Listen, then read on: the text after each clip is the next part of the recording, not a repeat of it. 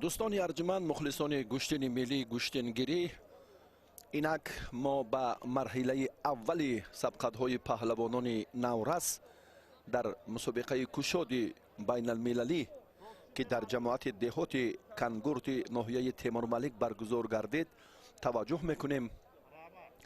بعد چند لحظه سبقت‌ها شروع میگردند و هیئت مکمل داوران اینجا هم از فدراسیون ملی گوشتنگیری جمهوری تاجیکستان دعوت گردیدند و بسیار هم میدان سبز پوش، فضای زیبا، ایدی با شکوه گوشتن ملی گوشتنگیری در عرفه جشن روز جوانان جمهوری تاجیکستان هم در ناحیه تیمورملک تنتنه میکند و محبت مردم و صداقت به این ورزش اجدادی ما سال تا سال هم بیشتر میگردد که این از توجه به واسطه سرور معظم ملت پرزیدنت جمهوری تاجیکستان محترم امامعلی رحمان جهت تکمیل دادن ورزش های سنتی سرچشمه میگیرد و باعث سرفرازی و افتخار هم هست که ورزش اجدادی ما گوشتنگیری در عرصه جهانی همچون نوعی ورزش ملی مردم تاجیک اعتراف گردید.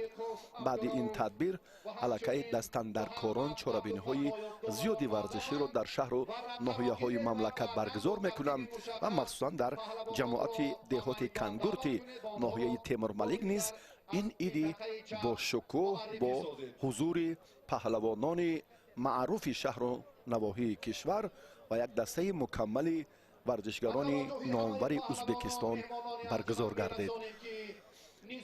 بسا شایسته افتخار است که در ردیف البته کارهای آمادگی امروز هم مسئولین ساحه جهت تقویت دادن کار امروزه در سمت ساحه تربیت جسمانی و ورزش خصوصا گوشتن ملی گوشتنگیری توجه بیشتر ظاهر میکنند و این است که ببینید که در بسیار یک میدان سبز پوش طبیعت زیبا و ناتکرار ببینید که چگونه ما شهامت، شکوه و جلال و نصرت گوشتن ملی بود که اینقدر مردم در یک میدان سبز پوش جمع آمدند و فضای ایدانه را باز هم جالبتر و رنگین تر کردند.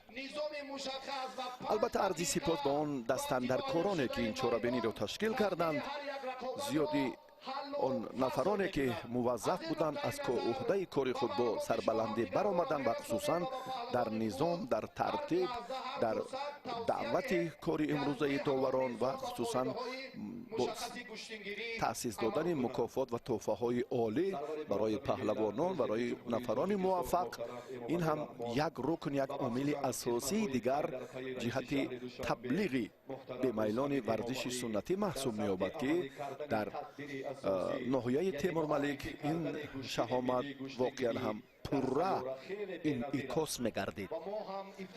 از تمام قلمرو کشور چون گفتیم که امروز پهلوانان نامور دعوت شدند، یک دسته مکمل منتخب ازبکستان هم در این ایدی با شکوه گوشتن ملی شرکت دارند و امروز آن شاجایزه ها، آن افرادی که خدمتشان در تربیه نسل نورس در تکمیل ورزش تیمورملک زیاد بودند، آنها را هم یادآور شدند که این هم یک نمونه عبرت و شایسته افتخار بوده میتواند. در رفت سبقت، در رفت نیروسنجی ها در میدان امروزه ما اطراف این مسائل سخنهای خود را باز هم تقویت میدهیم. امروز چون گفتیم که تعداد آن افرادی که با پهلوانی و فروتنی و جسارت اعتبار الهیده داشتند، جایزه های آنها را هم در میدان کنگورت تیمورملک تأسیس دادند و دو شاجایزه که الان کارگردان منظور ما کردند، این هم از آن شهادت میدهد که امروز دستاندرکاران در عرفه عید جوانان جمهوری تاجیکستان که روز 23 می همه ساله در تمام مناطق کشور برگزار می‌گردد، این تدبیر را راه اندازی کردند و برای به میدان آمدن چهره‌های نو آن کودکان و نورسانی که ابتدا بسیار یک محبت خاص دارند می‌توانند که به میدان برآیند. لایق‌زاده عبدالرؤوف، انا همین چهره کبودپوشی که اولین شده به میدان می‌براید. اکنون این جفت را باز نفران دیگر وابستند که مکمل سازند، توصیه دهند، ورقه این عامهای آنها را هم مشخصاً معین سازند و بعدا آنها را به بالای گلیم دعوت نمایند. همین طور هم شد و با پهلوان تیمور ملک حالا عبدالرؤوف لایق‌زاده قوازمایی خود را شروع کرد. عبدالرؤوف یک کوشش خود را اینجا هم خوب آغاز نمود تحت رهبری رؤوف حکومتوف. در شهر دوشنبه عبدالرؤوف تمرین میکند.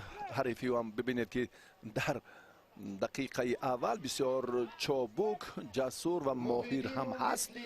زاده تیمور ملک است، اما در شهر دوشنبه رقیب او هم مشق ورزی میکند. عبدالرؤوف لایق‌زاده حالا برای یک پرتافت کنار چپ امکانیت دارد.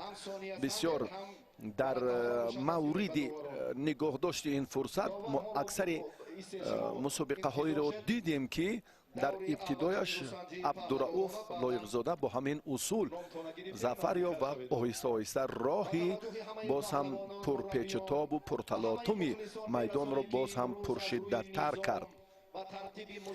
عبدالرؤوف در دیدار اول ظفر یافت لایق‌زاده، حالا صاحب این عامی این چاره‌بینی گردید. حالا یک لحظه فرصت داریم که کارگردان های ما هم فیروز بختی بیکوف و ضیاءالدین سفرов این لحظه را از نوارهای تکراری به ما منظور کنند. انا همین ترتیبی مشخص عبدالرؤوف را در دیدار اولش کامیاب گردانید. بعدا نورسانی را اینجا می توانیم معرفی کنیم که الکی آهسته آهسته به دور دیگر می روند. آنها هم خیلی اراده و جسارت قوی هم دارند و مخصوصا آن چهره هایی که در مکتب ورزشی ناحیه تیمور ملک تمرین کردند، شماره آنها هم زیاد بود. نورسان شهر دوشنبه از حصار، از وحدت، از مناطق کلاب یعنی از ناحیه های خاولینگ و شمس‌الدین شاهین و مومین آباد. بله اینجا هم در دیداری اولش پهلوانی که چون گفتیم سفرов علیشیر نام دارد، جسارتش خیلی خوب بود. بیاید یک بار دیگر ببینیم. کمربند سرخ داشته است علیشیر سفرов. یک پرتافتش هم خیلی مناسب بود و صاحب تحفه اولین مسابقات گردید. یک رکن اساسی دیگر این توجه به مهارت و هنر پهلوانان نورس است. چون این هم باید باشد، یعنی که ما با توجه با صمیمیت رقابت های نورسان رو تشکیل میکنیم، آنها رو دعوت میسازیم، آنها رو راه بلند می نماییم. این هم به نفع کار است. یک حالت مناسب رو برخی از آن چهره هایی که حالا به میدان می آیند، چون گفتیم که موجود نبودن این صورت مجلس در چنین فضای زیبای میدان سبزپوش مسابقه های گشتین ملی اندکی برای شارعان نیز جهت معرفی تنقیصی به میان می آورد. مهم این است که بیاید یک لحظه ما این چهره ها را باز هم به تماشابینان منظور کنیم، هنری آنها را، مهارت آنها را و بعدا هوسمندی آنها هم بیشتر می گردد و جسارت آنها با تدریج آهسته آهسته اکنون باز هم بیشتر می گردد. شاگرد ایزد خداییوف حالا در میدان است، جوانی که با لباس های سفید است. جوانان نورسانی که حالا در میدان است، سینشان تا 12 را در بر میگیرد. این هم طلب خود کمیته تدارکات این مسابقات بود که نورسان را اینجا هم ما بیشتر جلب سازیم. بله به نفع کار خواهد بود، چون در این مورد البته گفتیم. و رحمان علی شریپov داور درجه جمهوریوی از ناحیه رشت. گروهی مکمل هیئت داوران اینجا هم برای حکمی با گشتین جماعت دهات کنگورت تیمور ملک دعوت گردیدند و این بود که مسابقات بسیار هم در سطح و صفت بلند و با نظام و ترتیب درست جریان گرفت. در سه گلیم پهلوانان البته با دستور مربیان و چهره‌های موظف شده به میدان می آیند و این هم در حقیقت به روش کار امروزه داوران خلل وارد نکرد و نظام بسیار هم درست و برای انعکاس گروه ایجادی و تکنیکی مؤسسه دولتی تلویزیون ورزش هم زمینه مساعد فراهم آورد. جوانانی که حالا در مرحله دوم قرار دارند آنها را بعدتر معرفی میکنیم. نورسان حالا در میدانند. عبدالرؤوف لایق‌زاده باز به گلیم اول می رود چون غلبه یکم را هم به دست آورد. در جریان میدانداری امروزه این پهلوان سفید پوش زاده ناحیه تیمور ملک است. به سر افتیدن ورزشگر کبود پوش اینجا هم کاملا خلاف قانون گشتین ملی بود. رحمان علی شریپوف از این نقطه نظر این پهلوان رو از میدان خارج کرد. پهلو در مبارزه حسنوف خیلی خوب به نظر رسید.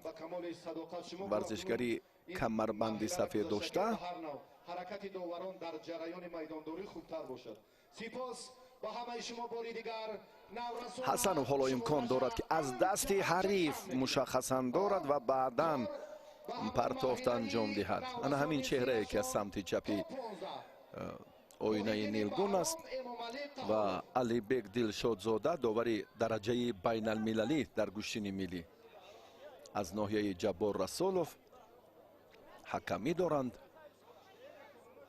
در گلیم مرکز رقابت نورسان رو اینجا ما هم تماشا داریم.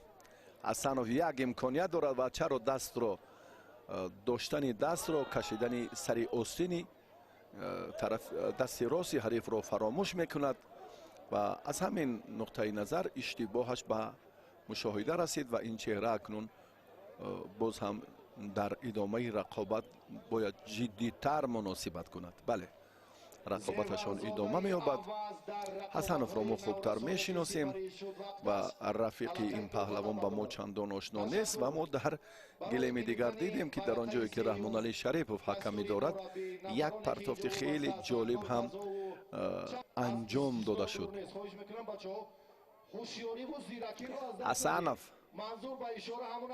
حسنوف در تلاش و تکاپوی دریافت راه باثمر که امتیاز اولین را به دست آورد و چون مسئولین اون افرادی که موظف بودند به خلاصه آمدن که در این مسابقات وقت رو هم به نظر گیرند، امتیازها رو هم به این نوبت گیرند به استثنای امتیاز بدن، یعنی در اینجا هم پهلو و حلال حسابیده میشد. 5 دقیقه وقت مشخص معین گردیده بود در به دست آوردن مکافات های عالی شاه جایزه ها. یک لحظه خیلی مناسب که حسنوف صرف نظرش کرد، امتیاز پهلو را از دست داد و اکنون برایش باز هم مشکل تر می شود. پیش از آن که او کامیاب گردد یا پرتافت حلال انجام دهد یا اولا پهلو که نتیجه را برابر سازد.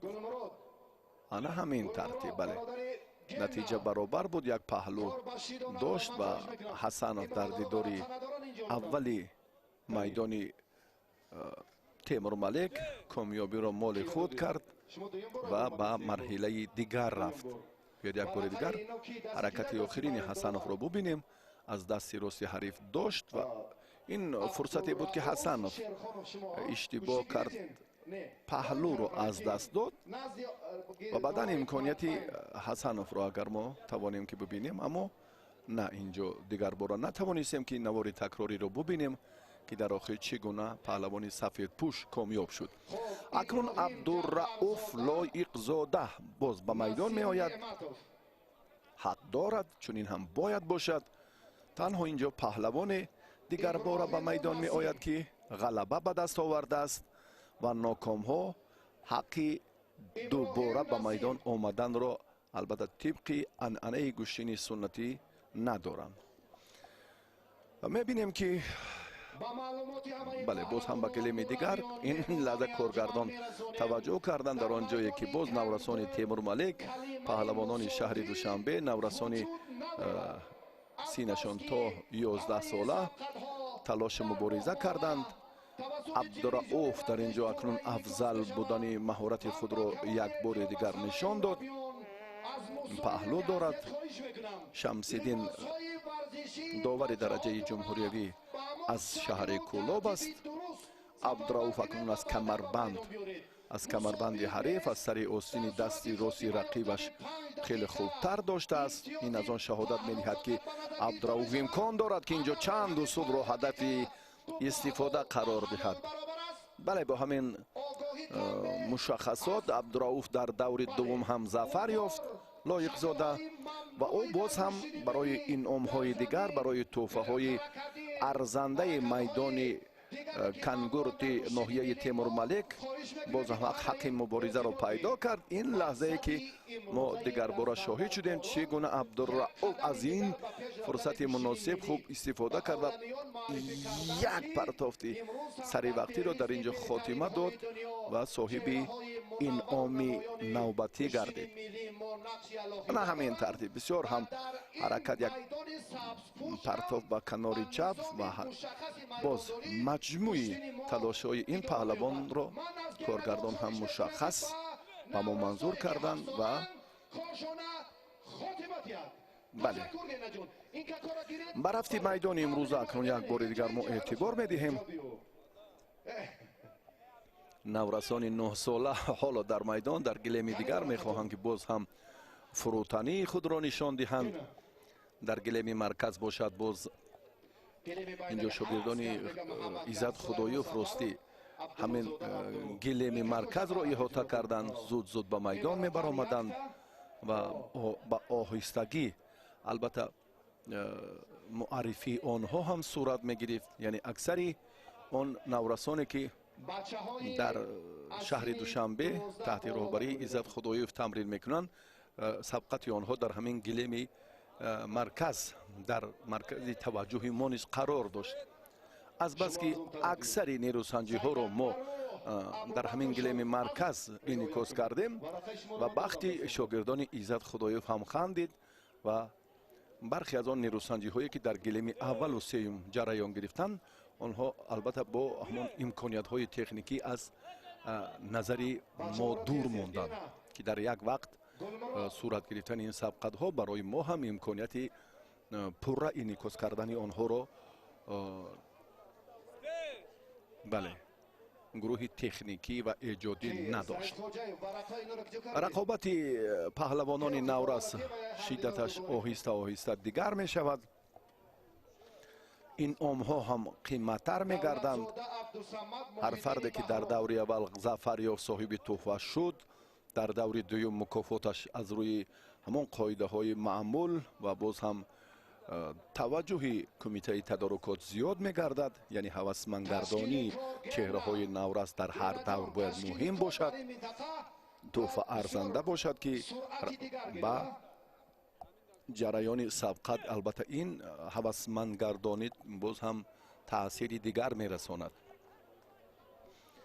дар Ховалингу дар ноҳияҳои кӯҳистон ҳам Шамсиддини Шоҳӣ, Ховалинг, Муминобод ин чорабиниҳо чун роҳандозӣ гардиданд ва дар партаби сиёсати варзишпарваронаи сарвари муаззами миллат бисёр ҳам фурсат муносиб ин навраси 9 солаи ноҳияи Темур Малик бисёр ҳам хуб ҳунарнамоӣ кард ва гуфтем ки имрӯз вақти он расидааст ки таваҷҷӯҳи хосаи масъулин ба рушди бемайлони гӯштини миллии гӯштингирӣ зиёдтар бошад ва хеле ҳам ҷараёни рақобатҳои наврасон ба ростӣ боз ҳам фурсатҳои муносиби ба миён омада дар ин вақт зиёд буданд.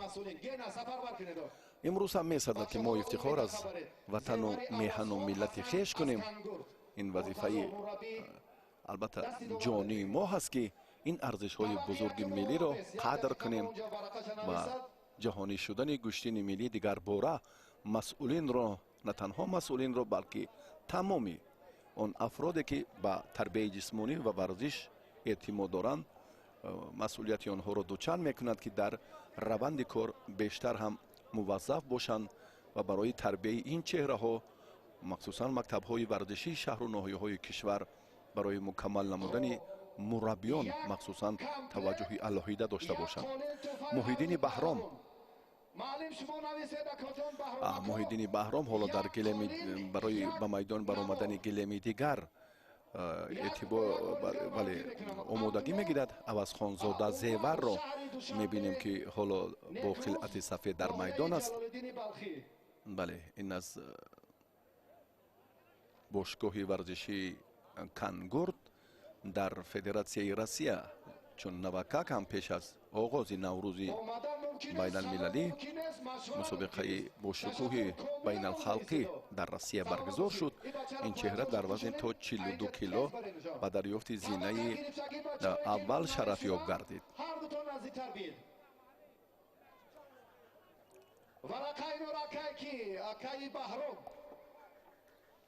جوانان امیدبخش از ناحیه دنقره هم زیاد بودند. چند نفری آنها را ما می توانیم که در میدان امروزه معرفی کنیم. یکی از آنها شاکر نام دارد که با لایق شیرعلی هنرنمایشان در مسابقه های دیگر خیلی هم با بحث و مناظره های زیاد طول می کشید. زیور در ادامه سبقت البته باز رجوع دارد برای داشتن کمربند. حرکت این چهره دیگر باره مشخص می گردد. شمس‌الدین داور درجه جمهوریوی سابق پهلوان کلاب شهر به رفت سبقت این دو چهره نظارت دارد و بسیار هم نظام و ترتیب برای شایسته تحسین و آفرین ها هم بود.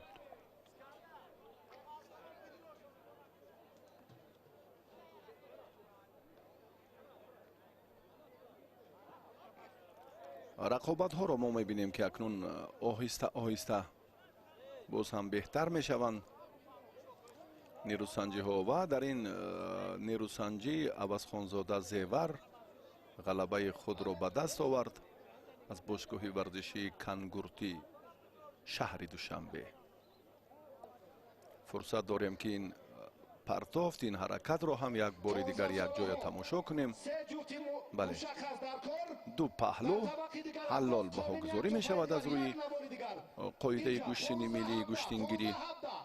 طبیعت ناتکرار، فضای سبزپوش، میدان باشگاهی جماعت دهات کنگورتی تیمور ملک بسیار هم برای برگزاری این مسابقات سازگار بود.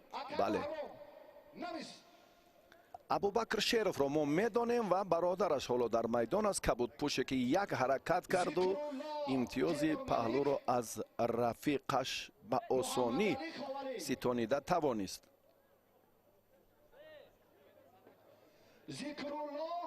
خیلی خوب بود کوشش ورزشگری شهری وحدت. بله هم ابوبکر و هم برادرش که حالا در میدان است. اینها شیروف ها تحت رهبری خال محمد طالب تمرین میکنن. عمر شیروف بله و حریف این چهره را میبینیم که از رشت در ادامه سبقت چگونه مبارزه میبرد. نماینده ناحیه رشت درستی اینجا به سهلنگاری راست و راه داد.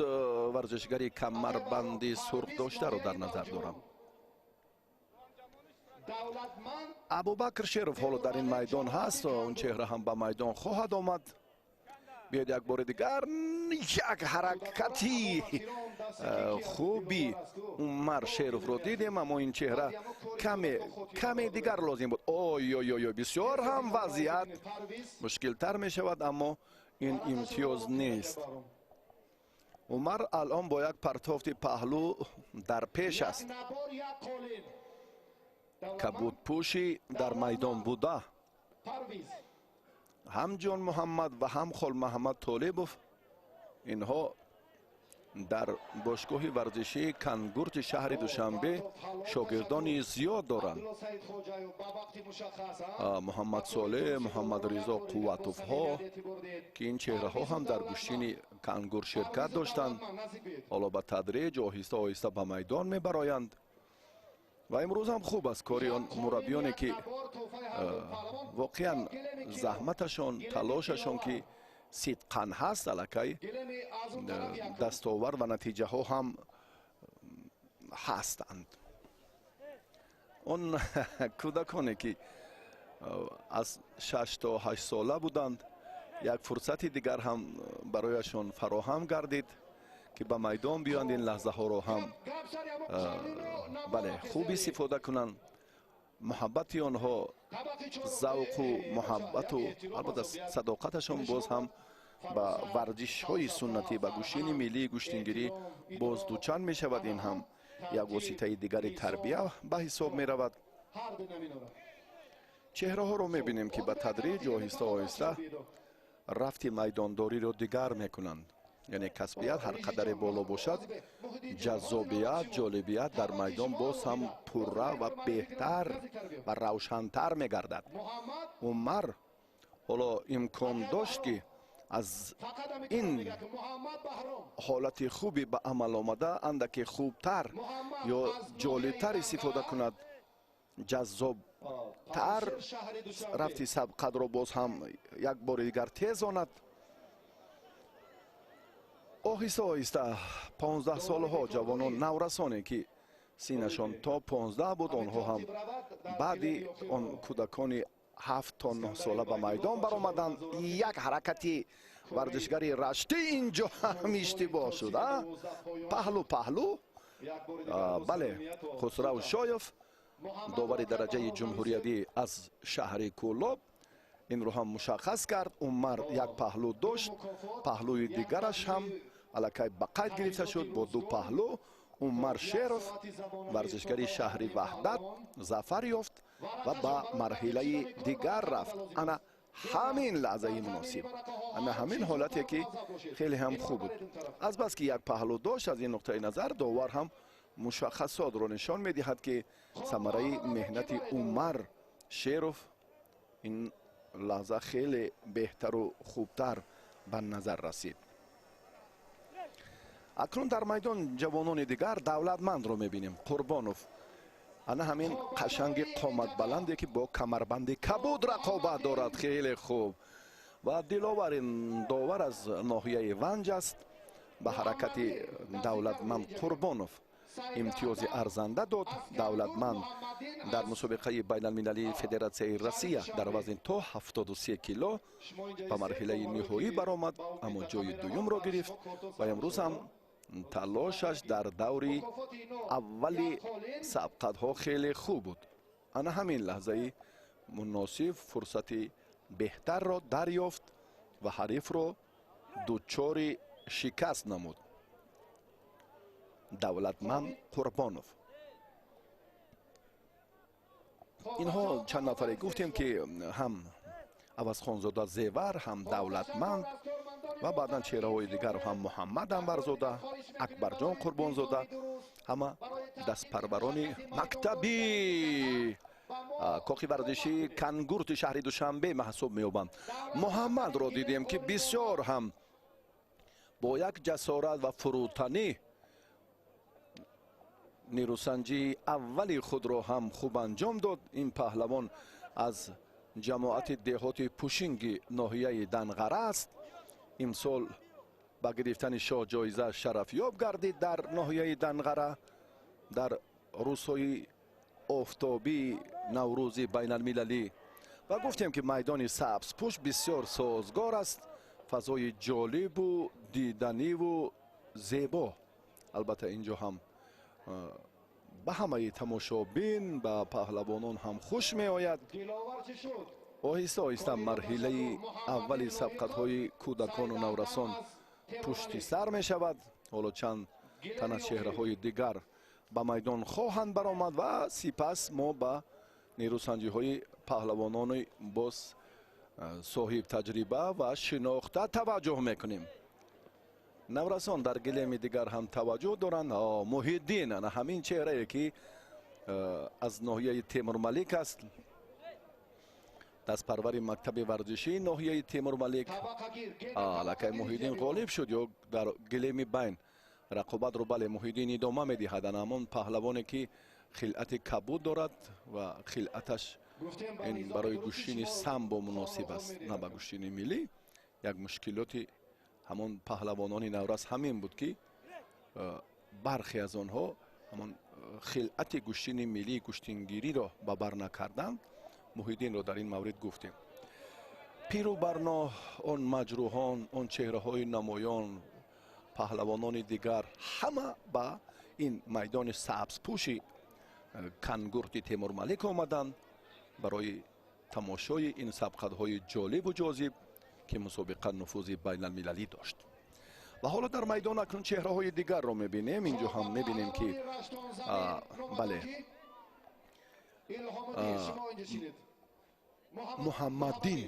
муҳаммаддини маҳмадсафо, ин варзишгар аз шаҳри Душанбе дар қаҳрамонии ҷаҳон дар шаҳри Еревани Арманистон охири соли 2022 ба гирифтани мақоми 3 медали биринҷӣ миёни наврасон шарафёб гардида буд. бале 16 сола аст. бисёр ҳаракатҳояш хуб ба маврид. ҳоло мебинем ки аз камарбанди ҳарифаш ҳам бисёр хуб доштааст. ҷавон аст, чун гуфтем дар синфи 10 мехонад. ҳарифи ӯ андаке таҷрибааш ғанитар аз ноҳияи восеъ, сину солаш ҳам ба ҷое расидааст нисбат ба ин ҷавоне ки 16 сола аст. аммо дар майдони набарди гӯштини миллии гӯштингирӣ ин нуқта ба инобат гирифта намешавад. инро ҳам Муҳаммадин аз мо хубтар медонад, ҷои баргашт надорад. Муҳаммадин дар дидори аввал дар гилеми сеюм зафар ёфт, баъдан ба ин давр омад ва ҳарифи ӯ ҳам соҳиби як ғалаба буд ва баъдан инҳо тавсияи доваронро, мураббиёнро, масъулинро ҳам ба инобат гирифтанд ва ба ин марҳила омаданд. оромӣ, низому тартиб, фазои хеле ҷолибу зебо ва майдони сабзпӯш, як табиати нотакрори кангурт воқеан барои тамошобин ва барои ҳамаи мухлисон ҳам писанд буд.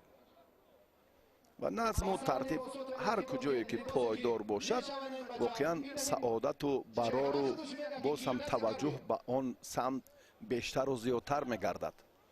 дар майдони кангурт махсусан ҳамин омилҳо мавриди таваҷҷӯҳ буданд. бубинед ҳама ҷо ба ҷо кори мушаххаси доварони кунҷӣ, довари марказ, масъулине ки ҷуфтҳоро мушаххас мекарданд, афроде ки инъомҳоро муайян мекарданд ки тӯҳфа аз даври аввал дар даври дуюм нисбат ба даври аввал тафовут дошта бошад. ҳам қимати он ва ҳам арзиши он ва нуфузи паҳлавонон, мавқеи онҳо дар радифи омодагӣ ба марҳилаи дигар. бале бисёр инҳо муҳим аст. як ҳаракати хеле хуби Муҳаммадин инҷо ҳам самаровар анҷом ёфт. Муҳаммадин варзишгаре ки чун гуфтем ин тавсияаш аз ҷониби падараш хеле саривақтӣ буд. дар дидори аввал ин ҳолатро ҳам мо дидем ки хеле боҷуръат ва Маҳмадсафо ҳам солҳое ки майдондорӣ мекард, солҳои 1996 то 2002 98-2004 манзарат, бисёр ҳам ҷасорат ва суръатафзоии ҳунараш дар ҷараёни ҳар як рақобат беҳтару хубтар ва ҷолибтар буд. аз ин нуқтаи назар Муҳаммадин ҳам мехоҳад ин корро боз ҳам дар майдони кангурт ҷолибтар нишон диҳад ва боз ҳам хубтару шоистатар. як паҳлӯ дорад паҳлавони шаҳри Душанбе. ҳоло мебинем ки дар талошаш ҳам боз афзалӣ ҳаст. бале, афзалӣ ҳаст 5 دقیقه چون وقت معین است یک پهلو هم میتواند که در این دور ورزشگر را دست بالا گرداند. مهراب از کانگور، خسرو از خوالین. بله دقیقه چهارم نیروسنجی پهلوانان پشت سر می شود. محمدین محمد صفا، لاله خان قهارов، سیدهرا رسولов، جانبک لایقزاده، آتم مجیدов، باز هم سید احسان لایقزاده، استادانی که امروز هم بسیار هم جدی رفتی سبقت ها را نظارت دارند، تماشا کرده ایستادند. واقعا هم از این فضای مشکبار و اطراگین طبیعت زیبا ناحیه تیمورملک کس حلاوت و بهره میگیرد. و پهلوان رشت الحامیدی نام دارد. آن همین جوانی که معرفیش کردند. این چهره در فدراسیون روسیه تمرین میکند. دیدار اول برایش ثمرآور و بهتر انجام یافت. او صاحب البته آن همین لحظه صاحب موفقیت دوری اول شد. امکانیتش برای مرحله دوم فراختر گردید و چون در موردی که امروز میبینیم عنعنه‌های سنتی ما بسیار رشد و انکشاف می‌یابند، توجه خاصه پرزیدنت محترم ما امامعلی رحمان در سمت دیگر باره احیا کردن گوشتین ملی گوشتینگیری به غایت زیاد است و طرح لباس‌های ورزشی باز هم برنامه‌های مشخصی که از جانب رئیس شهر دوشنبه محترم رستم امامعلی در 3 سال اخیر عملی گردید. این هم یک زمینه واقعی رو برای معرفی گوشتین ملی باز هم در عرصه جهانی به میان آورد و محض زحمت‌ها و تلاش‌های بی پایانی هم پرزیدنت جمهوری تاجیکستان و هم رئیس شهر دوشنبه برای در عرصه جهان شناختن این ورزش مردم تمدن آفر تاجیک بسیار هم زمینه استوار و واقعی گذاشت. پهلوانانی که حالا در میدان نیروسنجی دارند و اکابر کریموف، یک چهره که این دو فرزندیان هم حالا در مرحله آمادگی قرار دارند و مخصوصا مزمیر رو ما در میدان ناحیه تیمورملک دیدیم هنرش رو. و بیاید یک لحظه دیگر به چهره هایی که چندان آشنا نیستند حالا ما توجه میکنیم. اکنون از نورسان آهسته آهسته به پهلوانان سینشان تا 15-16 ساله توجه میکنیم. آنها رو معرفی میسازیم. برخی از آنهایی که البته نسبشان رو نمیدانیم چون در خصوص نبودن صورت مجلس طبق آیین و عنعنات گوشتین ملی ما حرف زدیم. از بیننده ذکی معذرت خواهیم، اشتباه هم نیست و به هر نوع کوشش میکنیم اون چهره هایی که اون نفرانی که با ما آشنااند و والاقل در هر یک دور از دو یکی را میتوانیم که باز هم مفصلتر در بارش و مکملتر هم حرف زدیم. روند تلاش پهلوانان خوالین خوب بود.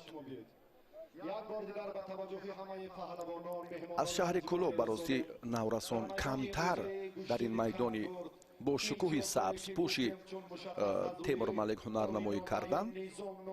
حالا که ما بسیار میخواستیم که از این مکتبی با نفوذ ورزشی شهر کلو چهره های نمایان ورزشگرانی البته باز هم موفق رو توانیم اینجا در جای معرفی کنیم، اما باعث نگرانی هم هست. براستی سالهای پیش چنین نبود.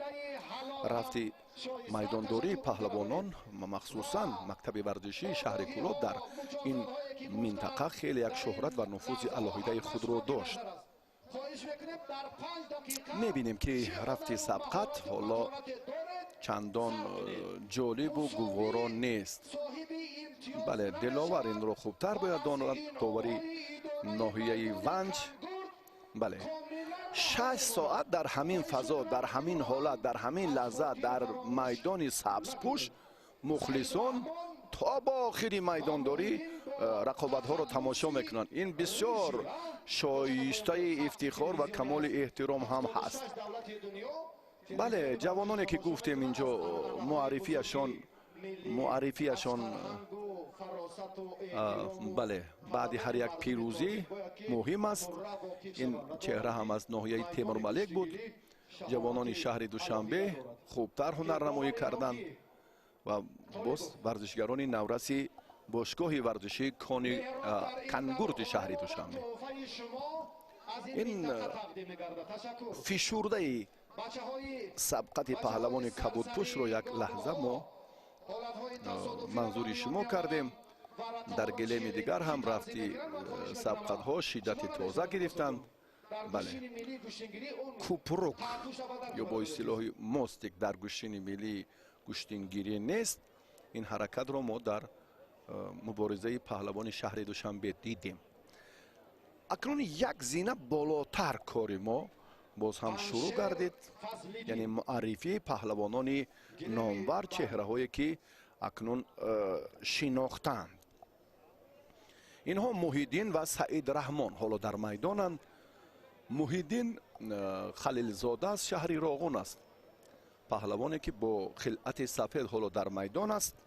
سعید رحمان از شهر حصار، کمربندش سرخ، دیروز در جماعت دهات سری چشمه ناحیه شمس‌الدین شاهین خیلی هنرنمایی خوب کرد با مولا رجب خلیفه‌یوف و حالا با محیدین خلیلزاده میدانداری دارد. آهسته آهسته اکنون جذابیت سبقت ها شروع می گردد. پهلوانان امیدبخش به میدان می آیند و با استثنای آن لحظه هایی که در گلیم اول ما می بینیم. بله، با نورسان هم الکی بیش از یک ساعت امکان دادند که جریان رقابت ها را باز شدت دیگر دهند.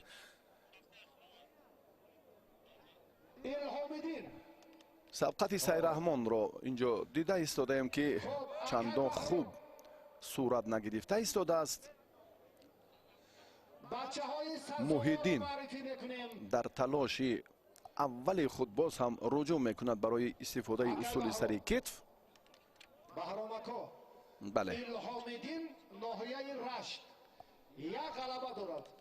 محیدین یک لحظه باز هم برای استفاده اصول سری کتف اعتبار داد اما کامیاب نشد و مهمانان سابقه داران گوشتین ملی، افرادی که امروز هیئت های مکمل خود را هم به این مسابقات سفربر کردن، انتظاری به میدان برآمدن چهره های البته باز نمایان را دارند. هر دو بچه سزاوار حسین گوشتین دیدیم. یک مجموعه تجهیزات روزگار. نورسان در گلیم اول انور ایدمتوف، این مربی مکتب ورزشی ناحیه عبدالرحمن جامی است. انا همین لحظه خیلی خوب مناسب بود. داور کنجی خورشید عبیدالله هم این پرتاف را حلال بها گذاری میکند و یک نقطه دیگر را میسده در علاهیدگی قید کرد. این محمد پهلوان ناحیه دنقره است که نوکر غالب اومده بود. یک نقطه را گفتیم، این هم به استثنای آن داوری که در مرکز است، باز دو داور کنجی هم رفتی سبقت را خالصانه نظارت میکنند. این خوب است. اشتباه از این نقطه نظر خطاگی برای داوران خیلی کم به نظر رسید. ابوبکر پهلوان خلعت سفید داشته در دیدار اول هم ظفر یافت. بله، نوارهای تکراری را ما دیگر باره با شما یک جای تماشا داریم و بعد یعنی که پهلوان رشتی الهامیدین غلبه اولین خود را به قید گرفت. در میدان طبق عنعنه باقی ماند. در پهلوی این چهره حسین اسحاقوف نشست و رقابت هر دو پهلوان حالا آغاز شد. بچه ها، نوبت کلانای حسین و الهامیدین هر دو پهلوان محبوبند. در تنتنه های نوروز این ساله هر دو میدانداری خوب کردند. илҳомиддин чеҳрае ки мо ҳоло гуфтем акнун ин мавлуда бонуи майдони имрӯза ҳоло дар марҳилаи омодагӣ ба майдон қарор дорад. мавлуда ҳам дар толори варзишии кангурти шаҳри душанбе машқ мекунад. муртазо носиров ва чанд мураббиёни бо таҷрибаи дигар дар ин бошгоҳ ба шогирдон нозукии касб меомӯзанд. ҳусайн исҳоқов дар гилеме ки мо пештар чун гуфтем, дар гилеме ки аллакай имконияти инъикос карданашро надоштем, ҳусайн як бор ба майдон омад ва ғолиб ҳам шуд. ва дар гилеми марказ илҳомиддин паҳлавони ноҳияи рашт 5 соли охир тамринҳои худро дар федератсияи россия идома дод ва аз оғози наврӯзи имсола дар мусобиқаҳои зиёди ноҳияҳои гуногуни кишвар ширкат варзид. илҳомиддин рости ҳунари хуб ҳам дорад, махсусан дар хованин як истеъдоди хубаш дигар бора аён гардид. дар ноҳияи шамсиддини шоҳин низ ва имрӯз ҳам дар ноҳияи темурмалик даври дуввумро мехоҳад хуб анҷом диҳад. ҳамин аст як воситаи хуби ҳавасмандгардонӣ, ҳамин аст як таваҷҷӯҳи аллоҳидаи мутасаддиёни чорабинӣ ба рушди бемайлони гӯштини миллии гӯштингирӣ. чун мо ҳайати мукаммали ҷудои худро дорем, месазад ки акнун дар баробари доир кардани чунин чорабиниҳои сатҳи бошукӯҳ чеҳраҳои навро пайдо созем. оҳиста оҳиста ҳайати мукаммали мунтахаби гӯштингирии тоҷикистонро устувор созем. имрӯз як мушкилот хеле моро фарогир аст, набудани паҳлавонони гаронвазн. албатта мо дар қисми дуюми сабқатҳои паҳлавонон пагоҳ атрофи ин масоили доғи рӯз боз ҳам ба шумо маълумоти бештар хоҳем дод. ҳусайну илҳомиддин ҳоло дар майдонанд. ҳар қадаре ки чунин чорабиниҳо инъикос шаванд, чунин мусобиқаҳо бештар баргузор карда шаванд, ҳамон қадар завқи насли наврас, таваҷҷӯҳи ҷавонон ба варзиши суннатии мо бештар мегардад ва махсусан қадршиносии онҳоро биёед як лаҳза боз ҳам васф кунем ки инъомҳо хеле олиянд. дар ҳар як мусобиқае ки агар мукофоти ёли шоҳ-ҷоиза набошад, паҳлавонон ҳоло ба ростӣ таваҷҷӯҳ намекунанд. шоҳ-ҷоиза ҳаст ё не? суоли аввале ки онҳо иброз медоранд ба дастандаркорон ва ба он афроде ки бештар ин чорабиниҳоро таблиғ мекунад ҳамин аст: шоҳ-ҷоиза дорад ё не? ин аз чӣ далолат мекунад? ин аст боз ҳам садҳу сифати баланд аз таваҷҷӯҳи хосаи сарвари муаззам миллат, аз он лаҳзаҳои муносибе ки боз ҳам барои паҳлавонон фароҳам оварда мешавад. дар майдон акнун наврасон ва ҷавонон майдондории худро боз ҳам хеле тақвият доданд, беҳтар карданд. ҳусайну илҳомиддин талошашон дар рафти нерӯсанҷӣ натиҷа бахш анҷом наёфт. бо як огоҳие ки чун мо қаблан гуфтем, рафти сабқат ҳалли худро пайдо кард, партоф набуд, яъне имтиёзи паҳлӯ ва ҳалолро мо дар муборизаи ҳусайну илҳомиддин надидем. ва меҳроби гулмурод чун пештар ба майдон баромад, муҳиддин бо ҳамроҳии сайраҳмон ин чеҳраҳоро дидем. абдуллаҳаб маҷидов ҳоло дар майдон аст ва парвиз таҳти паҳлавони кабудпӯшро муаррифӣ дорам, таҳти роҳбарии Аъзам Расулов дар шаҳри Ҳисор тамрин мекунад. бале, чеҳрае ки ҳоло дар майдон. як ҳолати غیر چشمدوش رو هم پرویز برطرف کرده توانست و سلیم رو میبینیم که حالا با میدان آمادگی میگیرد با همراهی مزمیر اکابر. بله بیاد عبدالله که چون در بالاش گفت در بالاش اندکی پیشتر گفتیم این هم سلاله مجیدوف ها محسوب میابند. پرویز آگاهانیده شد چون که گوشتنگیریش چندان خوب و جالب و دیدنی نیست. این رو هم داور خوبتر و بهتر میداند. در گلیم دیگر حالا آمادگی پهلوانان رو گفتیم. یک پرتافت خیلی خوب و سری وقتی لایق شیرعلی. این چهره رو لایق شیرعلی معرفی میکنن و اصلا در مسابقه های بین المللی با نسب لایق قطب‌الدین و به میدان میبراید.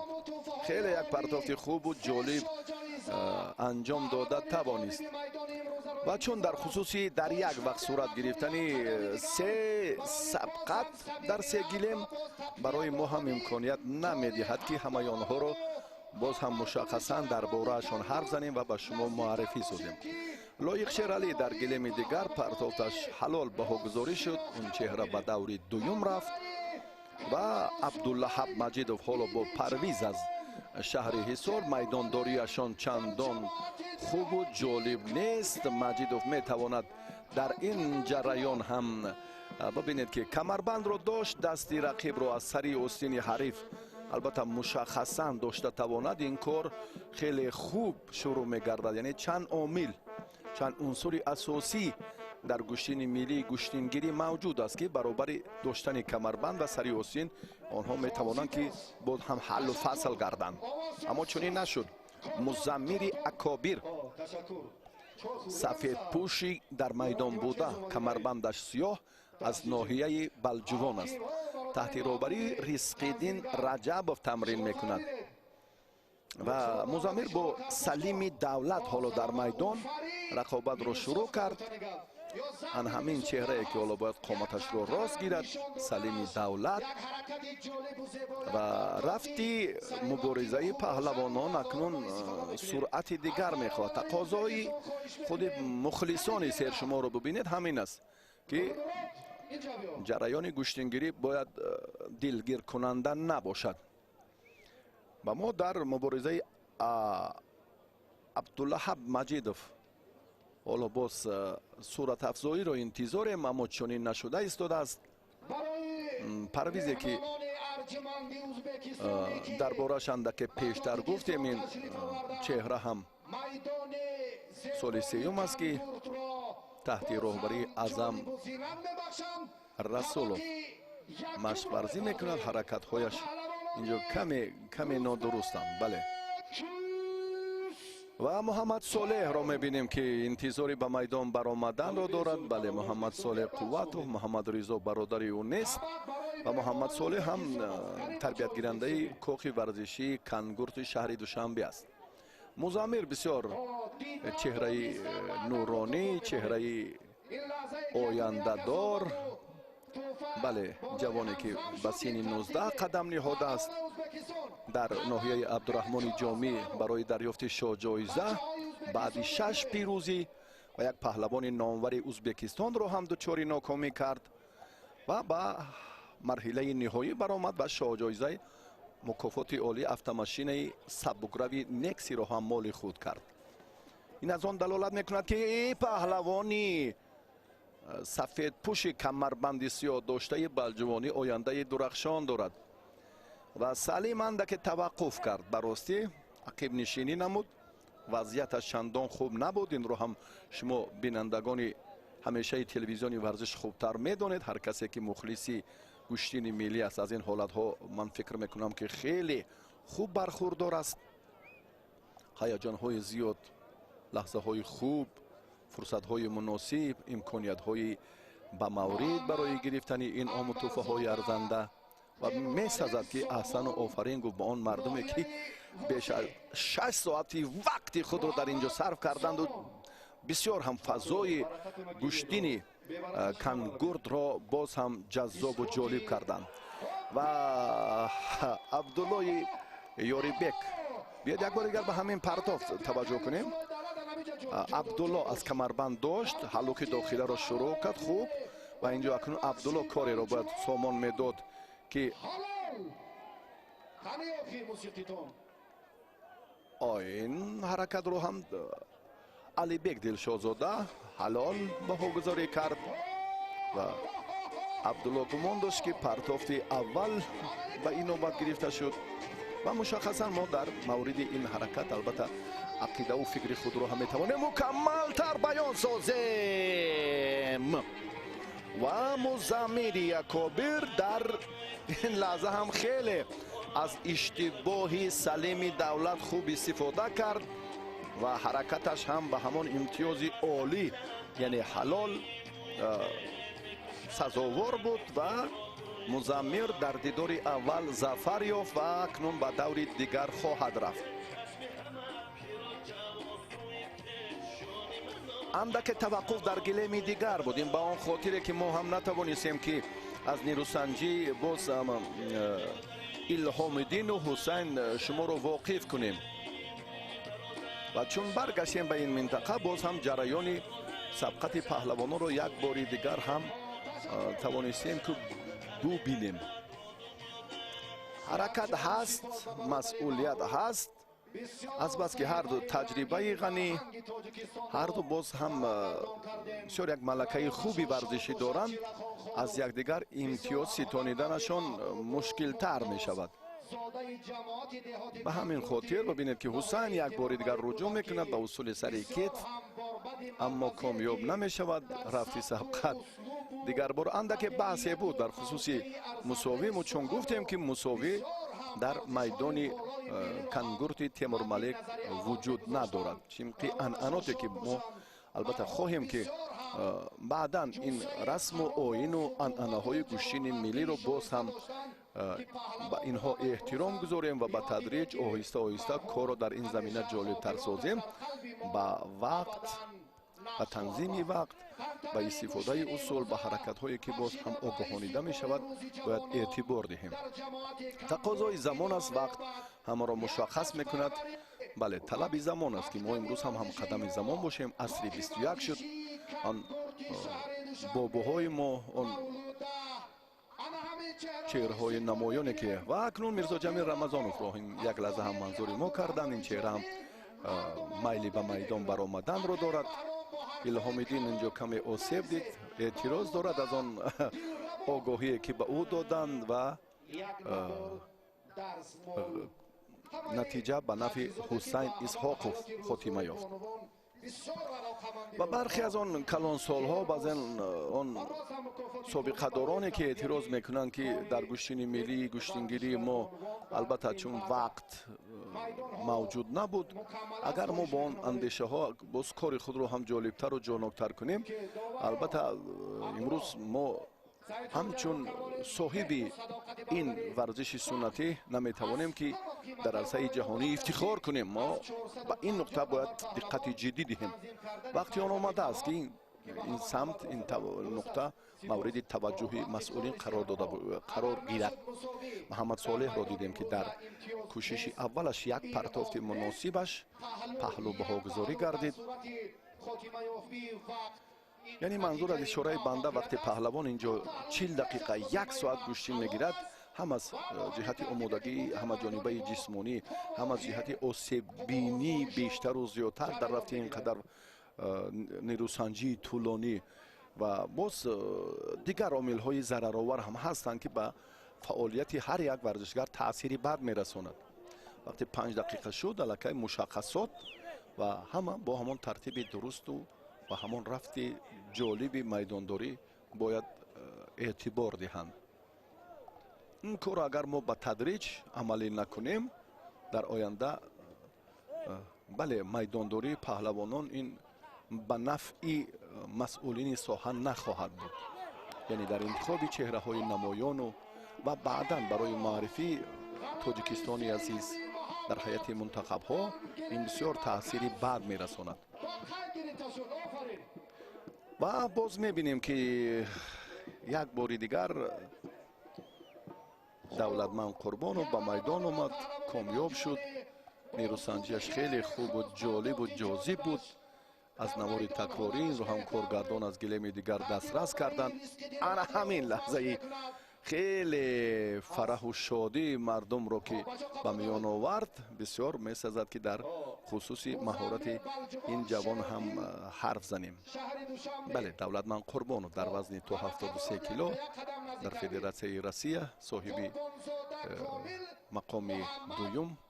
این نتیجه خوب است برای دستپروری کوخی ورزشی کنگورت. مولوده آدینایو حالا به میدان برآمد. مولوده را ما در اکثر مسابقه های حدود جمهوری تاجیکستان خوبتر میدانیم.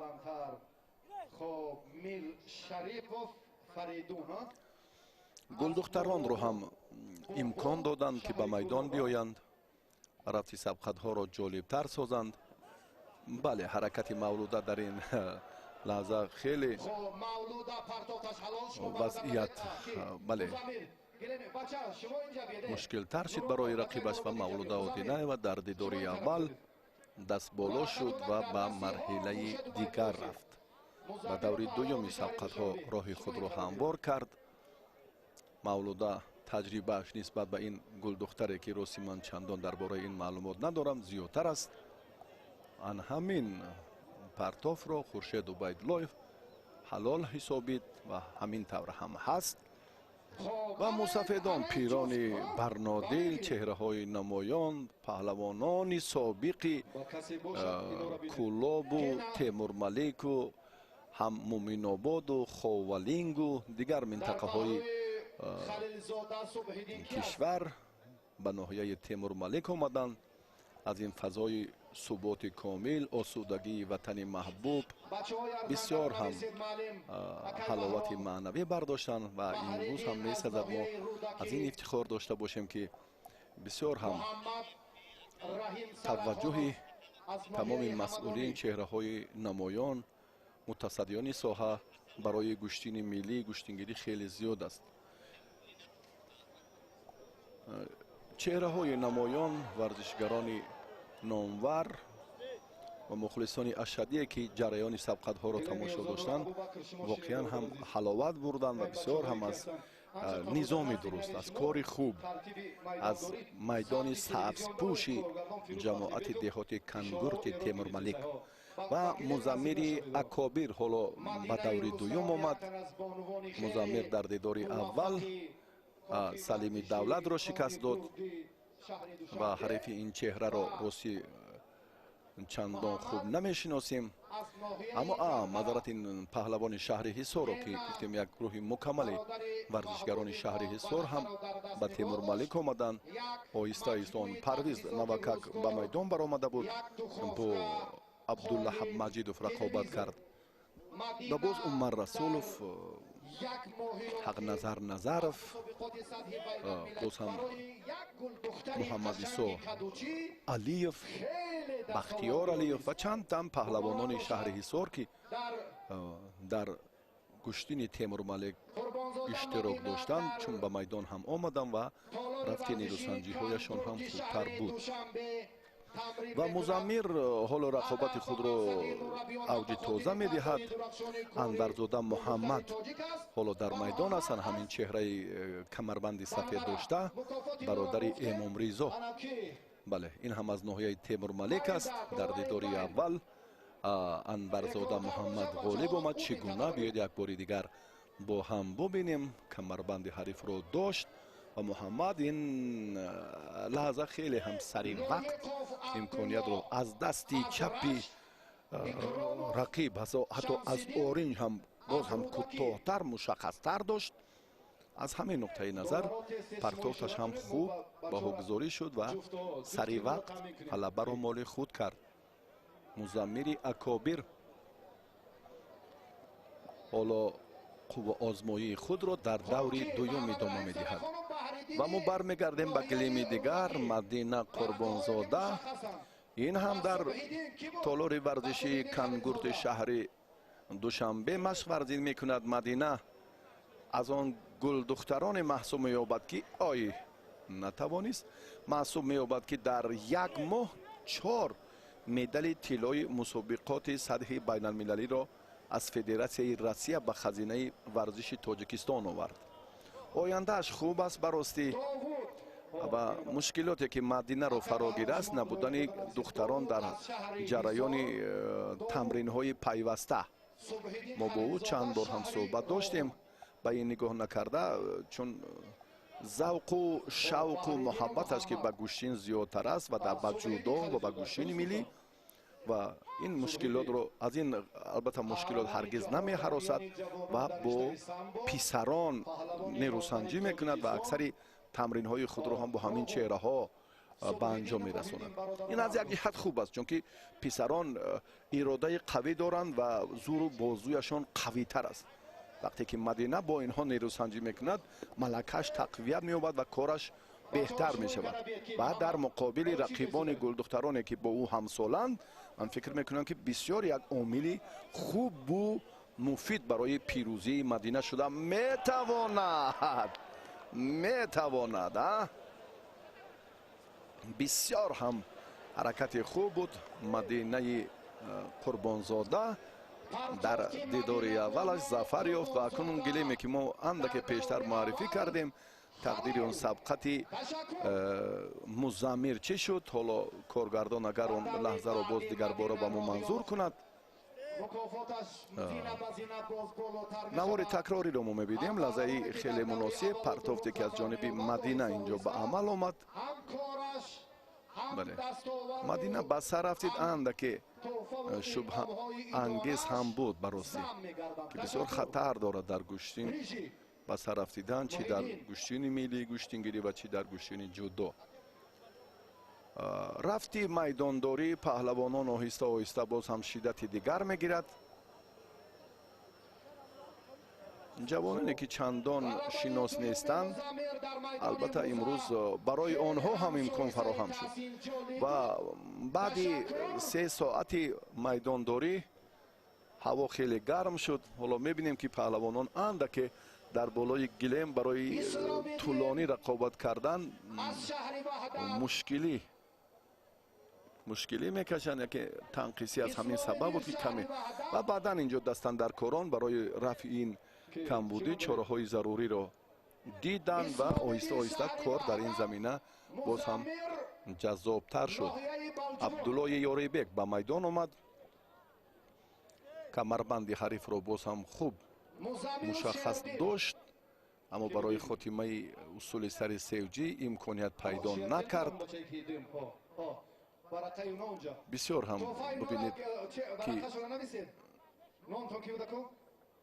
мардум бо як муҳаббати хосаш шавқу шӯри овони ҷавонии паҳлавонон садоқати алоҳида доранд. варзишгароне ки ҳоло дар майдонанд, як фурсат ҳам барои боз акбарҷон қурбонзода фароҳам шуд. акбарҷон дар дидори аввал ғалабаро ба даст овард, чун дар хусуси ба марҳилаи баъдӣ рафтани ин чеҳраҳо гуфтем дар мавриди майдони сабзпӯш ва фазои хеле ҷолибу мутантани майдони кангурт ҳам ҳарф задем ва ин лаҳзае ки як бори дигар барои паҳлавонон фароҳам шуд ва дигар бора акнун варзишгарон таваҷҷӯҳ мекунанд ки роҳи фардоро, яъне марҳилаи баъдиро чӣ гуна пушти сар кунанд. бисёр ҳам воситаҳои нақлиёт имрӯз ҳам дар барои қадру манзалат ва эҳтироми майдондории паҳлавонони ӯзбекистон рафти мусобиқот дар шиддати тоза пайдо кардани ҳар як сабқат теъдоди зиёди мухлисон нақши алоҳида дорад. ин барои ҳамаи мову шумо маълум аст. акнун муҳаммадраҳим сарахонов ва баҳриддин икромов ба майдон омаданд. инҳо аз ҳисоби таҷриба ва малакаву касбият нисбат ба дигарон ҳунарашон фарқ мекунад. ва махсусан муҳаммадраҳим сарахонов ки дар мусобиқоти гран-при, гран-слам در چمپیونات آسیا میان نورسان جایزه‌دار است. عضو منتخب جودوی کشور سالیان طولانی از عنوان نورسی و بعدا جوانی در میان بزرگسالان هم یک نقش الهیده خود را داشت و در مورد بحرالدین می‌سزد گفت که آن سلاله اکرام‌وفا سیدالدین و بعدا بحرالدین و رفقان دیگری که حالا کشف شدند، چهره‌های دیگر برکت الله و سیرات الله و چند ورزشگرانی آینده داری ناحیه رودکی که این چهره ها هم در ناحیه تیمربندی قرار داشتند و با استفاده از فرصت ما آنها را به شما باز هم از نزدیک آشنا خواهیم کرد. محمد رحیم سرخانوف حالا از سر هر دو آستین حریف هم داشته است، هر دو در یک حالتند. کدام پیشتر کدام خوبتر انجام دهد کاری همون مفید رو مهم رو یعنی سر کتف رو اکنون این از باز تقاضا میکند هم کسبیت هم صورت افزایی هم مهارت والا هم تمرینی نه موسمی بلکه دائمی رو از هر یک ورزشگر تقاضا میکند که رفتی میدانداری البته برای خوب جریان گرفتنش این از مشق‌های الهیده مربیان با تجربه دوام سالهای طولانی نه یک سال و دو سال. صبح‌الدین خلیلزاده حالا در میدان است. خلیلزاده این زاده شهر راغون سال 2019 در قهرمانی جهان میان جوانان به دریافت مقامی اول شرف یاب گردید. این لحظه محمد رحیم سرخانوف را و چون در خصوص سه گلیم بودن حرف زدیم به کارگردان های ما هم مشکلی زیاد ایجاد می شد و در گلیم دیگر با این نگاه نکرده اکنون باز هم گروه تکنیکی ما فرصت ها رو پیدا کردن و نواهای به تدریج رو تکراری رو هم از آنجا دسترس میکردن و به ما منظور می نمودن که بسیار هم خوش بود و مخصوصا همین لحظه ای که نتیجه سبقت محمد رحیم سرخانوف رو هم کارگردان های ما اینجا فیروز بختی بیک و زیادین سفر رو خوب دریافتن و زود اونها رو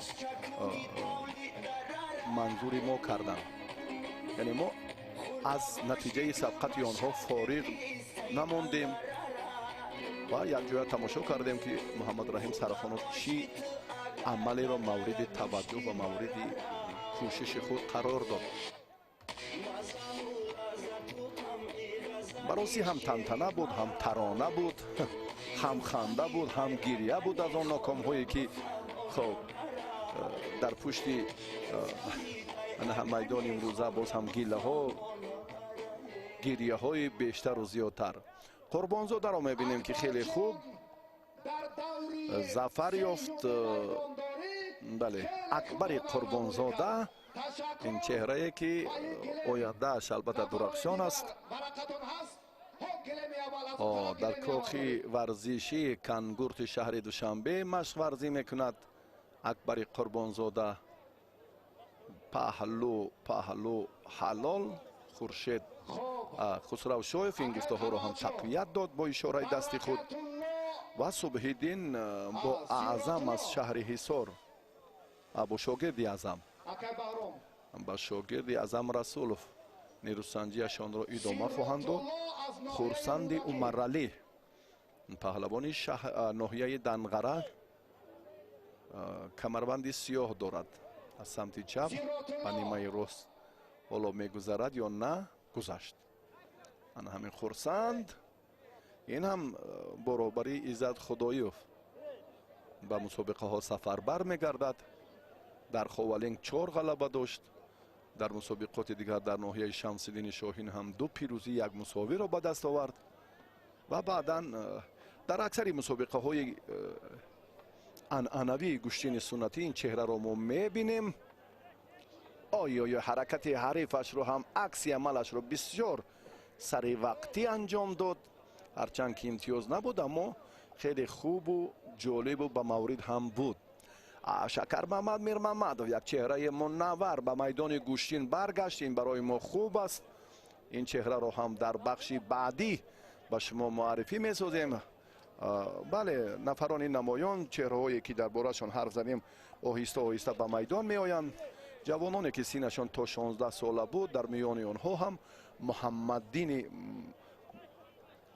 محمد صفا و چند پهلوان دیگر و خورسند عمرعلی و باز هم محیدین خلیلزاده و عبدالله یوریبک و چند چهره‌هایی که ما معرفی کردیم در موردهای همان ضروری امکانیت‌های خوبی خود را استفاده کردند و الکی این نام‌های ارزنده را در دور اول و دوم به دست آوردند. ما به این موضوعهایی که چون گفتیم اندک پیشتر توجه کردیم، در آن جایی که محمدین با یک حریفش چون پرتافت مناسب رو با پهلوانی 25 ساله شهر کلوب انجام داد، جوان 16 ساله که در صنف 10 میخواند. این خوب است به رفت کار، به جریان نیروسنجی پهلوان آینده کشور جایزه‌دار مدال برنجی قهرمانی جهان در شهر یریون ارمنستان تأثیر خوب میرساند. همروز رجبوف را این چهره را به ما منظور کردند و ما آهسته آهسته رفتی میدان‌های با شکوهی گشتین جماعت دهات کنگورت تیمور ملیک را یک جای تماشا میکنیم و از تمام منطقه های تاجیکستان امروز پهلوانان حضور دارند. یک دسته مکملی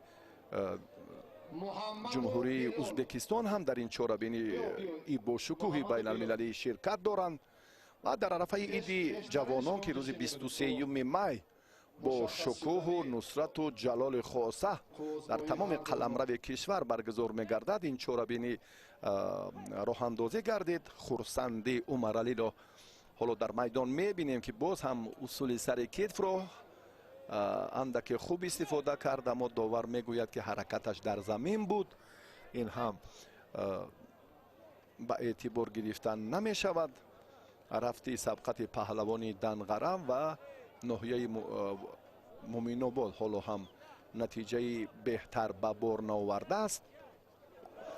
خورسندی عمرعلی در اوان نورسی روسی خیلی نتیجه های بهتر داشت و اینجا لایق شیرعلی یا لایق قطب‌الدین زاده در دور دوم ظفر یافت و بلال از خاولنگ با لباس ورزشی سرخ در گلیم دیگر قرار دارد. لایق شیرعلی بیاید چگونه حریف را دچار ناکامی کرد. این فرصت باز هم به ما دست داد که یک لحظه هم توجه کنیم و پهلوانی کبود پوشی ناحیه تیمور ملیک بسیار جسارت خوب دارد. زاده تیمور ملیک است اما تمرین های بیشترش تحت سروری عزت خدایوف در شهر دوشنبه پشت سر شدند و مخصوصا در جام آسیا میان نورسان در جمهوری قزاقستان لایق قطب‌الدین زاده هم با گرفتن جای سوم شرف یاب گردید با همراهی امینجان عبدالجلیل زاده. این پهلوانانی که اصلا زاده تیمور ملیکن و بعدا تکمیل مهارتشان در شهر دوشنبه صیقل یافت و به نتیجه های بهتر شرف یاب گردیدند. بلال را ما میبینیم که حالا در میدان است. ورزشگری ناحیه خاولنگ خلعت سرخ داشت، در گلیم دیگر باقی ماند. کارگردان ما به این گلیم مرکز توجه کرد در آنجایی که محمد صالح ان همین چهره قرار دارد. بسیار گشتین خوب میگیرد، عنوان‌های زیاد دارد در حدود جمهوری تاجیکستان، بیرون از کشور هم. این دو برادر محمد صالح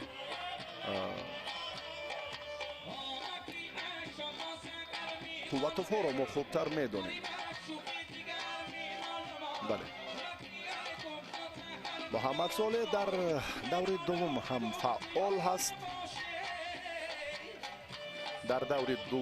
فعال هست. حالا توجه میکنیم به این لحظه که چگونه محمد صالح در مقابل پهلوان شهر سرظفر مییابد. یک حالت مناسب را هم بسیار با سرعت تیز استفاده کرد. بله، و در گلیم دیگر موز یک انوشیروان، یک چهره که در جمعیت ورزشی دینامو مشق ورزی میکرد غلبه رو مال خود نمود. انا همین لحظه باز چون گفتیم در خصوص گلچین کردن لحظه های مناسبی دو گلیم اول و سوم و ما توجه همون تنها به همون گلیم مرکز است، به گلیم دوم، چون که دیگر امکانیت هم نداریم که همه آنها رو یک باره پوره به شما منظور کنیم. و در خصوص پرتافت محمد صالح اینجا هم یک بار دیگر میتوان یادآور شد که بسیار با سرعت بود و بسیار جالب و جاذب هم بود.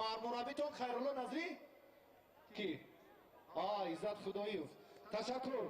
در پهلوی سنت الله محمد اکای بهرام نوشته کن. مولوده آدینه و دیگر باره به میدان می آید. ما در روز اولی این نکاتی سبقت هایی که توسط تلویزیون ورزش شما تماشا دارید به کودکان، نورسان، دختران و جوانانی که تجربهشان چندان شایسته نیست توجه کردیم. یعنی سلسله گزارش های خود را ادامه خواهیم داد. بله، 6 ساعت رقابت های انفرادی پهلوانان در جماعت دهات کنگورت تیمور ملک صورت گرفت. این بسیار هم از صداقت خاصه مردم، هم از کار خوبی کمیته تدارکات درک می‌دهد که با یک نظام درست و با طرز جالبی میدانداری 400 زیاد از 400 نفر ورزشگر طول 6 ساعت میدانداری کردنشان به این انعام و تحفه های ایدانه سرفراز گردیدنشان، این بسیار هم مسئولیت بزرگ رو از دستاندرکاران تقاضا میکند.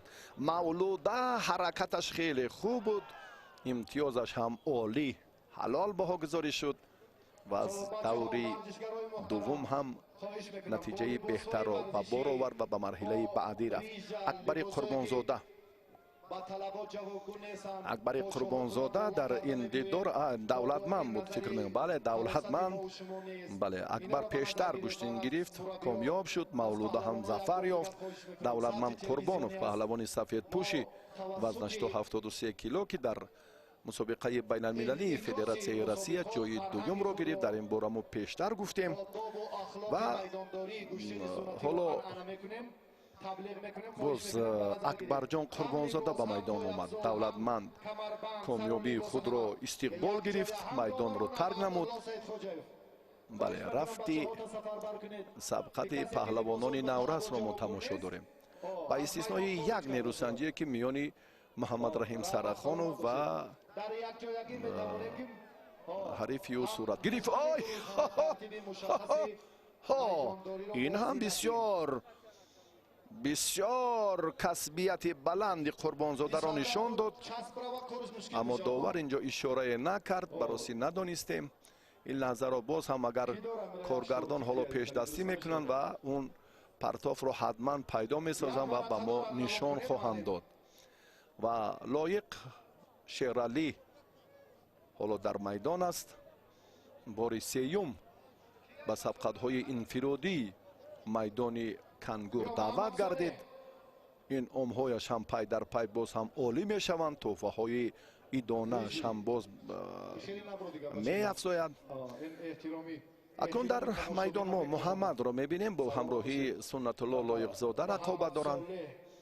محمد چون در خصوصی گرفتن شاه جایزه در ناحیه دنغره در تنتنه نوروز امسال پیشتر گفتیم، در رقابت دوری اولی محمد پهلوان جماعت دهاتی پوشنگ ناحیه دنغره با خلعت کبود است. ورزشگر شهری دوشنبه در جام آسیا برنده مقام دوم. همین لحظه هایی که خیلی هم هیجان آورند برای هر دو پهلوان. در گلیم دیگر لایق شیرالی سبقت را باز هم شدت دیگر می دهد، شدت دیگر می دهد، اما از آن لحظه که مردم انتظار است حالا لایق شیرالی نمی تواند که دیگر باره آن را منظور نماید. بله، در گلیم دیگر هم محمد صالح حریف خود را دچار ناکامی کرد، رقیب دویمش را. این لحظه تکرار را هم از نوار عمومی کارگردان حتما به ما منظور میکنند. بله، انا همین لحظه بیاید یک بار دیگر ببینیم که محمد رضا قوتوف чигуна рақибашро ноком кард. شما اونجا ورقه دارید бале дар дақиқаи аввал усули сари кетфро ҳам бисёр устокорона ва моҳирона истифода бурд. баъдан ба ин марҳила омад, ба марҳилаи сеюм рафт. бале сунатулло бо муҳаммад рақобаташ ростӣ ба мо маълум нашуд ки чӣ натиҷа дод. агар аз навори такрорӣ боз ҳам мо фурсат пайдо кунем, он лаҳзаҳоро ҳам дигарбора метавонем бубинем, фазо ҷолибтар мегардад. каме ҳавои таспон бисёр ҳам гилемҳоро гарм кард ки ба рафти сабқати паҳлавонон каме халал ворид намуд. аммо боз воситаҳои бартарафсозии ин лаҳзаҳо буданд аз ҷониби он масъулин, дастандаркороне ки дар чор тарафи майдон ҳоло кӯшиш карда истоданд. оҳиста оҳиста баъд аз соати 14, баъд аз соати 15 рафти сабқатҳо акнун дар ҳавои хеле фазои салқин ва мусоид барои паҳлавонон сурат хоҳад гирифт. итминон дорем, бале, чунки фазо, чунки табиат, майдони сабзпӯши кангур барои ин хеле мусоидати амиқ хоҳад кард. ҳусайн паҳлавоне ки дар мактаби варзишӣ ноҳияи Темурмалик тамринҳои аввалини худро оғоз кард ва машғулиятҳои худро баъдан дар шаҳри Бохтар таҳти роҳбарии Файзиддин Амиршоев идома дод.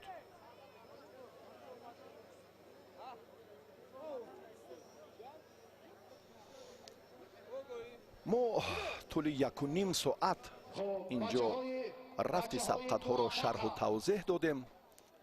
бо итминони комил метавон гуфт ки албатта он мухлисони алоҳидаи худро дорад, махсусан гӯштини миллии гӯштингирӣ ва паҳлавони ноҳияи Муминобод бо сарбози қаторӣ аз клуби марказии варзиши артиши вазорати мудофиаи ҷумҳурии Тоҷикистон Абу Муслим майдондорӣ дорад. ана ҳамин Абу Муслиме ки дар Бохтару дар дигар ноҳияҳои дурдасти Кӯҳистон имсол дар тантанаҳои Наврӯз ва ҳунари воло нишон дод ва инъому тӯҳфаҳои хеле қиматро моли худ кард.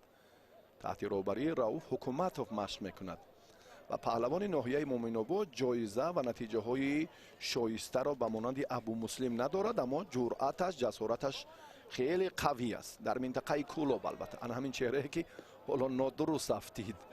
Абу Муслим қоматаш пасттар аст, аммо ҷасораташ хеле қавӣ. усули сари кетфро дар як сатҳи баланд истифода мекунад. агар иштибоҳ накунам 2 сол қабл дар чемпионати Тоҷикистон Абу Муслим бисёр ҳам дилҳои мухлисонро ба тасхир овард. бисёр маҳолати воло нишон дод. бо абард мардони майдони гӯштини ҷудои Тоҷикистон зафар ёфта буд. ҳоло ҳам аз иштибоҳи паҳлавони Муминободӣ бисёр хуб истифода кард ва ин лаҳза дастболо шуд ва соҳиби инъому тӯҳфаҳои арзандаи ин мусобиқоти бонуфуз гардид. қисми аввали рақобатҳоро мо якҷо тамошо кардем. итминон дорем ки ба шумо писанд омад. бахши дуюм силсила гузоришҳои худро мо боз ҳам давоми 2 рӯзи дигар идома хоҳем дод. барои таваҷҷӯҳатон ташаккур мегӯем дӯстони азиз ки ин лаҳза ва ин фурсатҳо моро ҳамроҳӣ кардед. боқӣ саломату пирӯз бошед.